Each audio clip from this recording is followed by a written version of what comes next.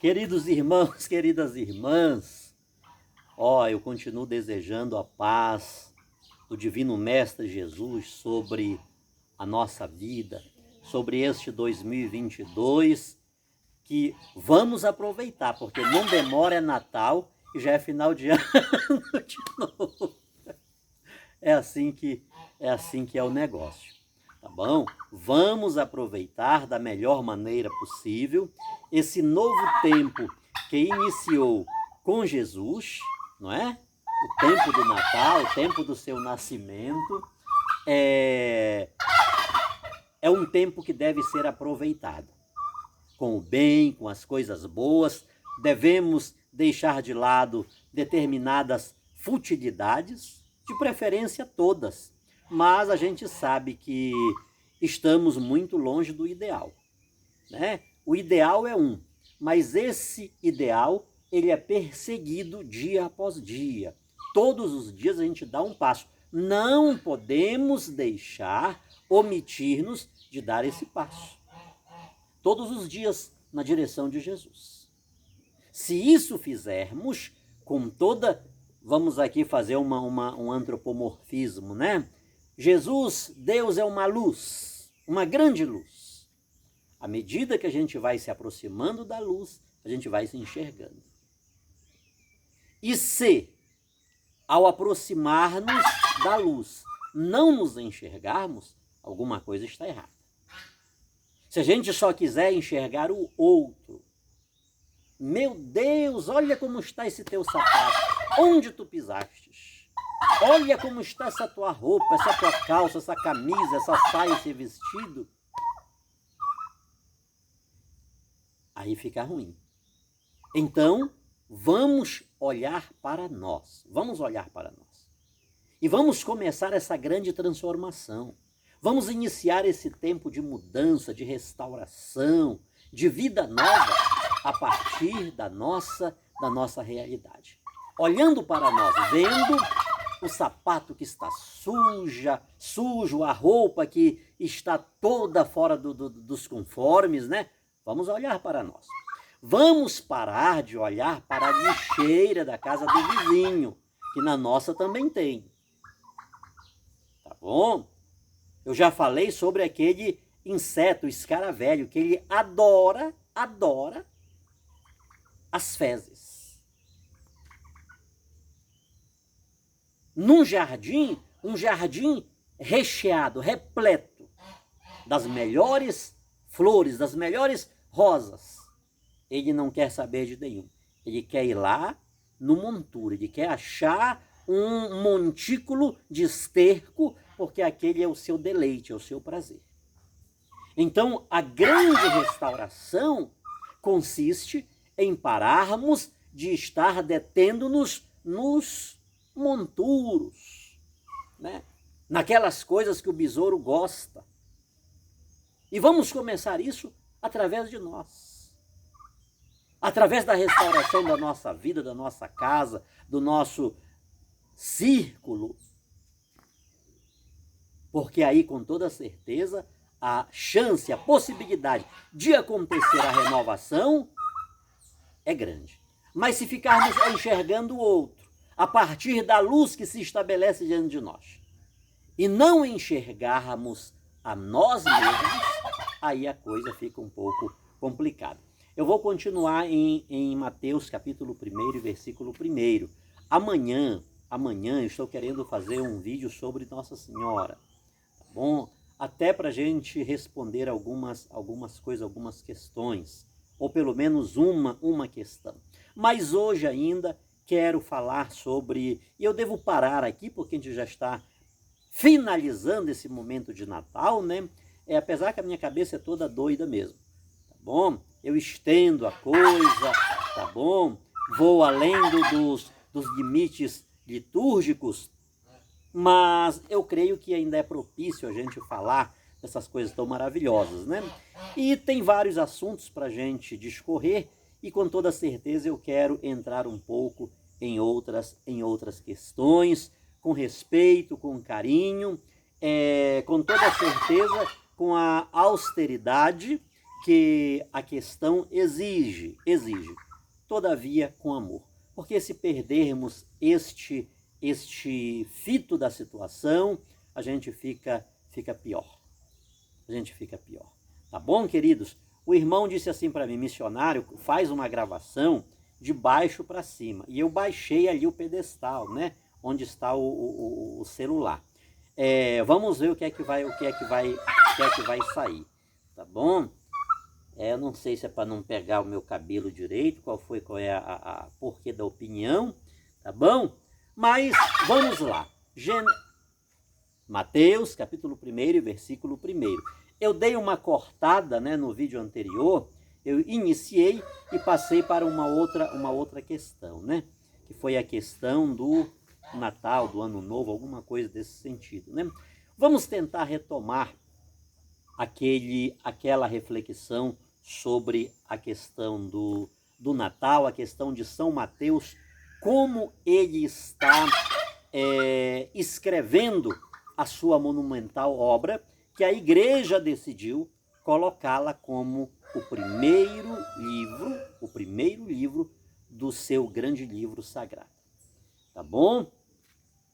Livro da origem de Jesus Cristo, filho de Davi, filho de Abraão. Genealogia de Jesus Cristo, filho de Davi, filho de Abraão. A gente precisa desses negócios aqui também, tá, irmãos? Sobretudo eu, né? A gente tem que ir fazendo lá os negócios. Agora eu estou todo, não sei a hora que a cabeça está cortando, onde é que eu tenho que ir, mas vamos ver o que é que vai sair aqui. Tá bom, queridos? Eu falei para vocês que, para dizer São Mateus, observe, recapitulando rapidamente, no ano 80, ele vai escrever a sua obra, o Evangelho de São Mateus. O povo está em crise, ele precisa dar respostas urgentes para o seu povo judeu. Ele está escrevendo para o povo judeu e ele quer dar respostas sólidas para aquele povo. E a resposta sólida que ele quer dar é em cima da pessoa de Jesus Cristo. Porque ele está dizendo com todas as letras que Jesus é o Messias, é o prometido de Israel, aquele que Deus prometeu através dos patriarcas, através dos profetas. Ele agora chegou aquele novo tempo. Então ele quer transmitir esta mensagem para o seu povo que, com a destruição de Jerusalém no ano 70, estava dizendo, parece que agora definitivamente tudo acabou. Parece que definitivamente tudo acabou. Mas é exatamente naquele período que faz parte daquilo que São Paulo já havia dito, na plenitude dos tempos, Deus enviou seu Filho nascido de mulher, porque eles fazem parte daquele período. São Mateus, que fora chamado por Jesus de um circuito totalmente avesso. Ele trabalhava para os romanos, ele subjugava o seu próprio povo em função dos romanos. Era um cobrador de impostos. Então, porque Jesus tinha mudado a vida de Mateus, como vai mudar a vida de Zaqueu num outro contexto, mas tem as suas semelhanças, então, Mateus, que absorveu a mensagem de Jesus, os ensinos de Jesus, as obras, os feitos de Jesus, ele quer agora escrever sobre o seu mestre. E algo interessante, queridos, algo interessante. Jesus não mandou nenhum deles escrever nada. Observe isto, preste atenção. Jesus não mandou lhe escrever nada, não mandou Lucas, Marcos, ninguém, João, não mandou ninguém escrever nada. A transmissão da mensagem escrita é uma iniciativa deles, de alguns varões apostólicos. Jesus disse, ide e pregai. Então observe algo aqui interessante. Essa discussão que dá-se em torno das Sagradas Escrituras Ela precisa ser estudada. Ela precisa ser estudada de uma forma mais ampla, mais objetiva, porque tem algumas discussões e algumas não é brigas, né? Alguma coisa nessa direção aí, que sobretudo quando, presta atenção, sobretudo quando colocada ao lado daquilo que no século XVI Lutero vai dizer, vai defender a sola escritura, a gente precisa pensar bem. Mas que sola escritura é essa? Que sola escritura é essa?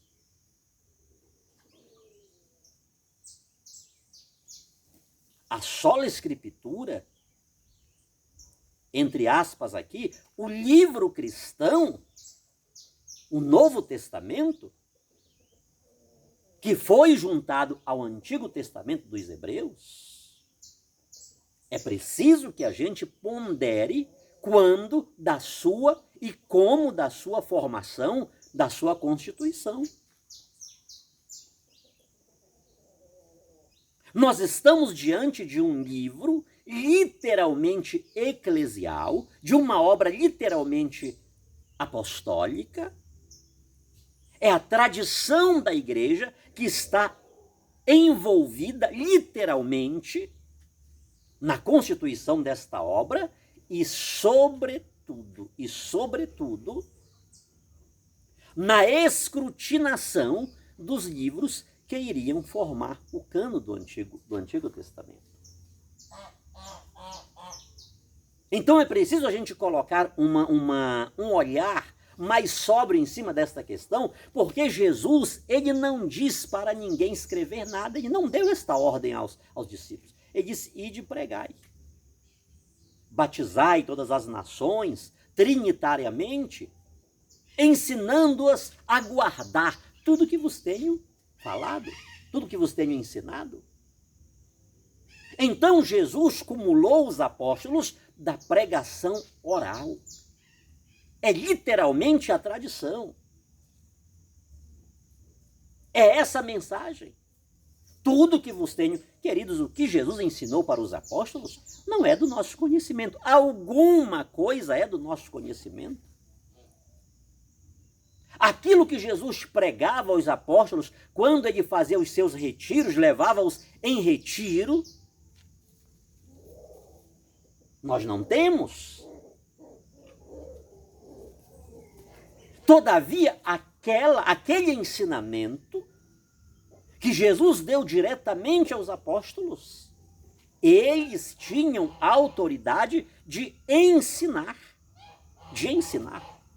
Quem de nós conhece as pregações que os apóstolos fizeram aonde foram? Nós conhecemos um pouco de São Paulo, porque São Lucas pegou e disse, isso aí eu não vou deixar passar, não. E ele esteve junto com São Paulo em muitos momentos, e ele conheceu, porque ele trabalhou na elaboração de muitas obras de São Paulo.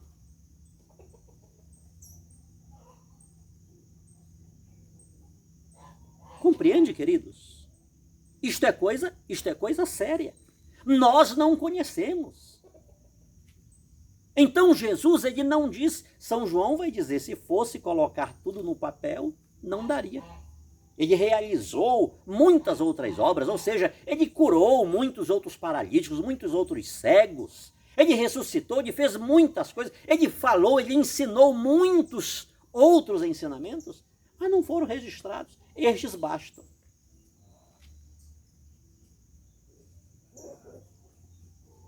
Estes que ele registrou,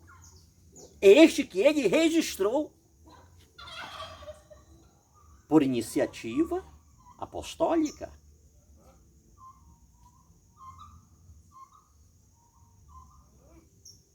Aqui há uma contradição?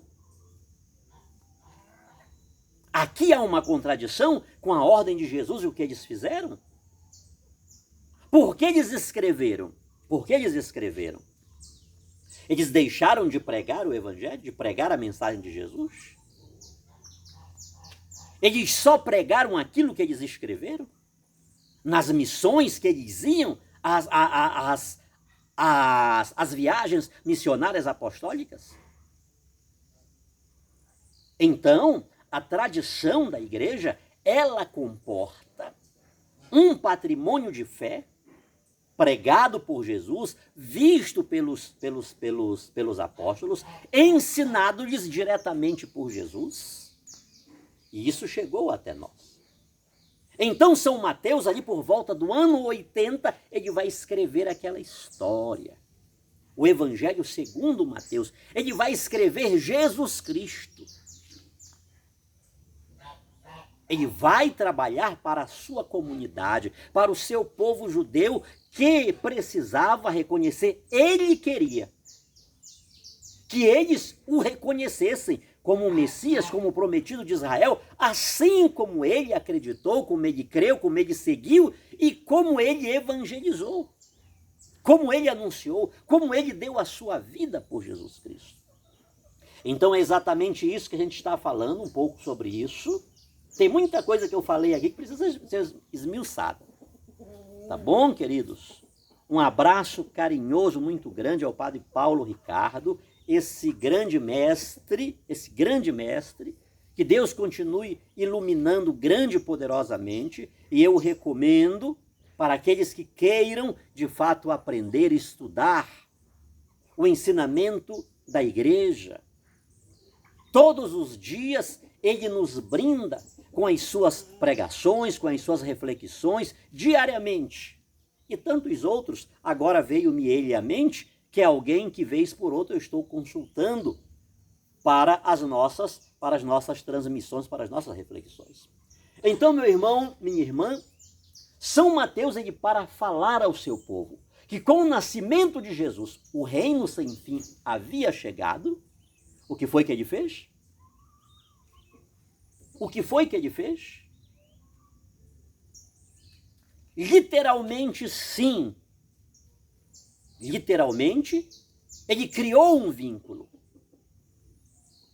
Porém, ele não criou um vínculo fictício, artificial. Ele lançou mão na história do povo de Israel, que era o seu povo, e lançando mão naquela história, ele acha algo fenomenal, extraordinário.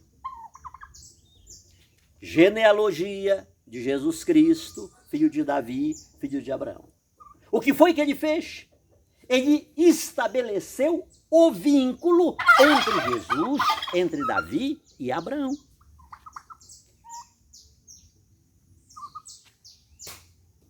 Não esqueçam que no final do seu evangelho, ide, ensinai todas as nações, batizai todas as nações, em nome do Pai, do Filho e do Espírito Santo. Ele começa com este 3 aqui, ele está fazendo um vínculo entre Jesus, entre Davi e entre Abraão. E ele vai terminar o seu evangelho exatamente com este 3, com este batismo trinitário, em nome do Pai, do Filho e do Espírito Santo.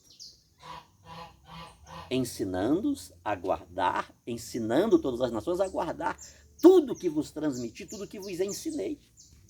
Tudo que vos ensinei.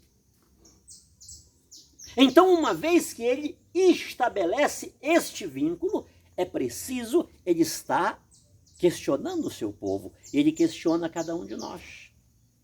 Quem foi Abraão? Quem foi Davi? Abraão viveu 2000 anos antes de Cristo. Davi viveu 1000 anos antes de Cristo. Abraão é o pai do povo hebreu. Abraão é o pai do povo hebreu. Eu insisto, queridos, tudo que estou falando, missionário tem tanto assunto para falar, tem tanta coisa para falar, sobretudo umas coisas aí polêmicas.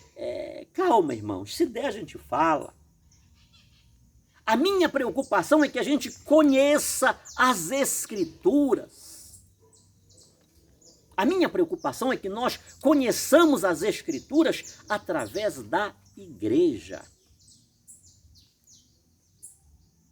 Como ela foi constituída lá nas suas origens. como os primeiros cristãos releram o Antigo Testamento.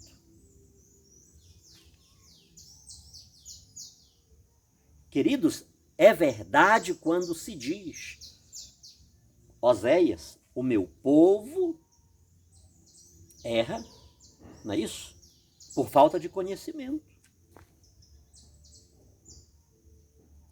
Quando eu adquiri o conhecimento da igreja, presta atenção nisto, os meus olhos abriram-se.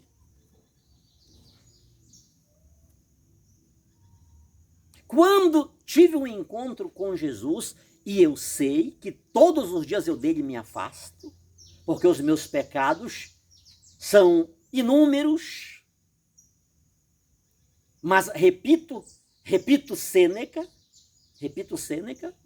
pelo menos já estou no caminho. Eu precisei tomar decisão na minha vida. Quando São Paulo encontrou com Jesus, ou foi encontrado por Jesus às portas de Damasco, ele viu a grandeza e a profundidade e a dimensão da sua cegueira, o quanto ele estava equivocado, perseguindo os cristãos, consentindo em tudo aquilo que se fazia contra os cristãos. E os seus olhos irão abrir-se. Após 3 dias de oração, de jejum, 3 dias sem comer, sem beber. Vá observando esses detalhes aí, queridos, porque é de suma importância.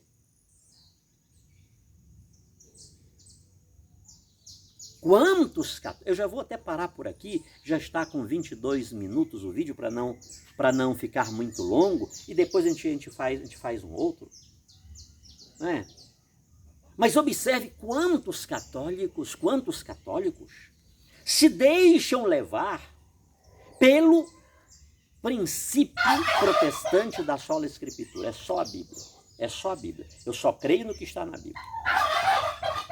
E isso é uma mentira tão grande, né?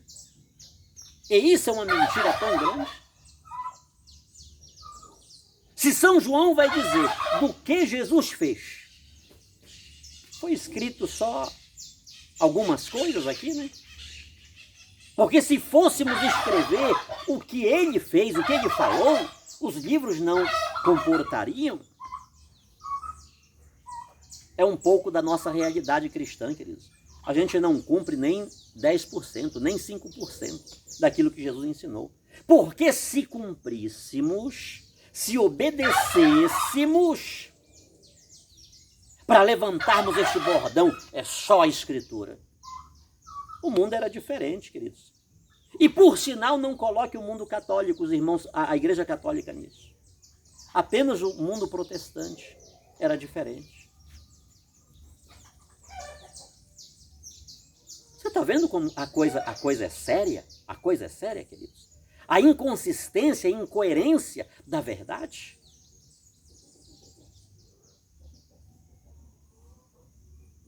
Meu Deus, quanta divisão, quanta porfia, quanta ganância, quanta guerra pelo poder.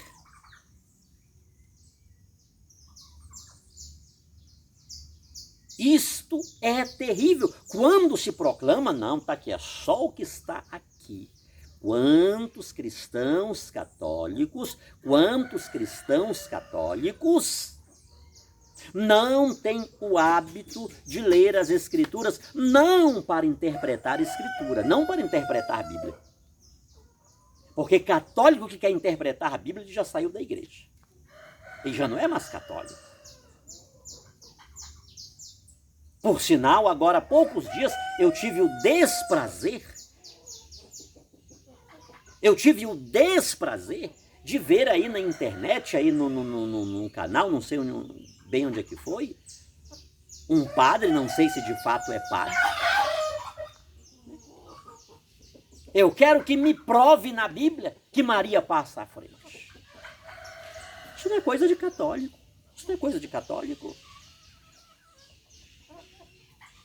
Ele é mais que o Papa João Paulo II? um grande mestre, grande teólogo. Quantos ensinamentos da igreja? Olhe lá, Redemptoris Mater, essa gigantesca e monumental obra de João Paulo II. A propriedade, a erudição, a coerência, a sobriedade para compor aquela obra com tanta argumentação bíblica. Aí o padre vai aí para a rede social, né? Eu tiro o meu clesma, tá aqui, quem me provar na Bíblia que Maria passa na frente. Isso é ideia protestante. Isso é ideia protestante. E quão desagradável me foi assistir esse vídeo que está circulando aí nos canais. E a pessoa ainda querer fazer uma extensão, uma inferência do seu pensar. Ainda querer fazer uma inferência do seu ponto de vista, onde que ela passa na frente de Deus. Quando foi que a Igreja Católica disse que Maria está na frente de Jesus, na frente do Espírito Santo, na frente de Deus? Quando foi? E por sinal me vem até algo, será que este cidadão de fato era um sacerdote, era um padre? Apesar que a gente pode esperar tudo, de qualquer lugar, a qualquer instante. Mas um padre, um filho predileto de Nossa Senhora, um padre que tem, de alguma forma, o patrocínio de João Maria Vianney, ele não abre a boca em nenhuma circunstância para dizer uma barbaridade, uma asneira dessa. Ele não abre a boca para falar isto, queridos. Com toda certeza, meu amado sacerdote, Maria Santíssima nunca, ela sempre vai dizer, eis aqui a serva do Senhor. Sempre ela vai dizer isso. Agora, põe uma coisa na sua cabeça, na sua frente, sobretudo nessa conduta que o Senhor desenvolveu, e caso o Senhor seja um sacerdote mesmo, porque eu ainda estou colocando em questão a sua identidade sacerdotal, com toda certeza, ela é suficientemente capaz para passar e para estar à sua frente. E o Senhor precisa que ela esteja à sua frente para que o Senhor não tenha um comportamento deste, para que o Senhor não use os seus lábios, que foram consagrados para santificar, para instruir, para ensinar, e não para comportar-se desta maneira. O seu falar fere a igreja. O seu falar fere a autêntica teologia. Afonso Maria de Ligório. Quantos homens, quantas piedades marianas, quantos homens que tiveram as suas obras aprovadas todas pela igreja. A sua argumentação está certa? A sua argumentação tem consistência?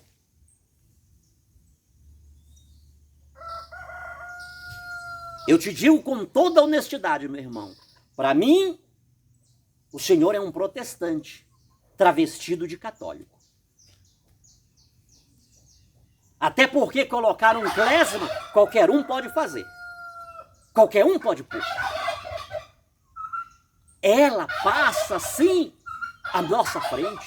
Ela passa a minha frente. E eu quero que ela passe à minha frente todos os dias. Para ver se eu não faço tanta besteira e não falo tanta besteira. Eu preciso que ela passe à frente da minha família, da minha esposa, dos meus filhos, dos meus sonhos, do projeto Maria Santíssima. Ah, meu Deus do céu, se ela não estivesse aqui, à frente do projeto Maria Santíssima, nós aqui não estaríamos mais. Eu mesmo não estaria mais na Igreja Católica. Que ela passe. Que ela preceda-nos no crer, na experiência de Deus, na experiência do fazer a vontade de Deus. O sim dela, que precedeu o de todos os cristãos. O sim dela, que foi o sim que Israel não conseguiu dar, o sim dela, que planificou o sim de Eva, o sim dela, que planificou o sim do próprio Adão, que transgrediu, que desobedeceu, que deixou-se levar pelo pecado. O sim dela é capital para o nosso sim. O sim dela é capital para a nossa adesão a Jesus Cristo. O sim dela é primordial para a nossa referência. Queridos irmãos, queridas irmãs, já foi muito longe. Eu volto com essa reflexão. Talvez amanhã eu nem fale sobre Nossa Senhora, eu quero seguir com esta reflexão tão histórica, tão sóbria. A maneira como São Mateus está falando sobre Jesus. Ele poderia deter-se sobre Jesus. Falar somente sobre Jesus. O que é que ele tem de falar sobre o camarada que viveu 2000 anos antes de Cristo, que ele não conheceu? O outro Davi, filho de Abraão, Davi, 1000 anos antes de Cristo. Ele não conviveu, não soube. Conhecimentos. Para que falar sobre eles? Por que não deter-se no próprio, no essencial da salvação, que é o Cristo, que é o Salvador, e é Salvador porque é Deus? O Emmanuel, Deus conosco. Por que ele vai gastar tempo falando dessa história aí? Ele conheceu, ele esteve lá com ele para saber de fato a história. Será que isso que foi contado de lá para cá, que foi, não é tudo mentira, tudo conversa furada? Que Deus nos abençoe, que Deus nos guarde, que desça sobre todos nós a bênção desse Deus Todo-Poderoso, que quer que firmemos e que construamos a nossa casa sobre a rocha. Que busquemos conhecer as Escrituras Sagradas, não a base da ótica da sola Escritura. Porque os primeiros cristãos, eles não foram instruídos pela sola Escritura. Eles foram instruídos pela igreja, pela tradição, pelos apóstolos, pelos sucessores apostólicos, que os próprios apóstolos constituíram como seus sucessores. Eles não tinham um livro. Não esqueça da data 393, Concílio de Hipona. É lá que os 27 livros do Novo Testamento vão ser definidos, a lista, a regra, como canônicos. Estes sim. Não vai ser 114, não vão ser 170 livros, não vão ser apenas 2, não vai ter apenas um evangelho. Dos 200 apocalipses vai ser tirado apenas um. Foi a igreja quem fez isto. É a igreja que se encarrega desta tarefa. E nem por isso a igreja havia deixado de ser igreja. Nem por isso a igreja havia deixado de pregar o evangelho de Jesus. Ela estava pregando ininterruptamente. A igreja não começou com Gutenberg. A igreja não começou com a imprensa, com a produção do primeiro exemplar dos livros canônicos.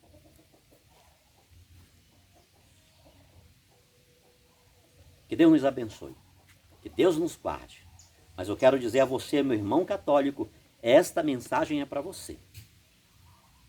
Quando eu me deparei com esta verdade, a partir da igreja, porque eu li a Bíblia como se eu ou os meus antepassados em linha protestante tivessem sido os escritores, os construtores da Sagrada Escritura. Ou seja, durante 15 séculos não tinha nada, não existiu nada, ninguém foi salvo, Deus não curou ninguém, Deus não fez obra nenhuma, não teve nada. Foi agora, a partir dali, que tudo começou. Então, quem lê a Bíblia a partir desta ótica Cuidado, meu irmão. Cuidado, meu irmão. Porque muitas pessoas na Igreja Católica estão com esta marmota. Como diz o paraense, estão nesta pavulagem. Tá? Agora querem interpretar a Bíblia.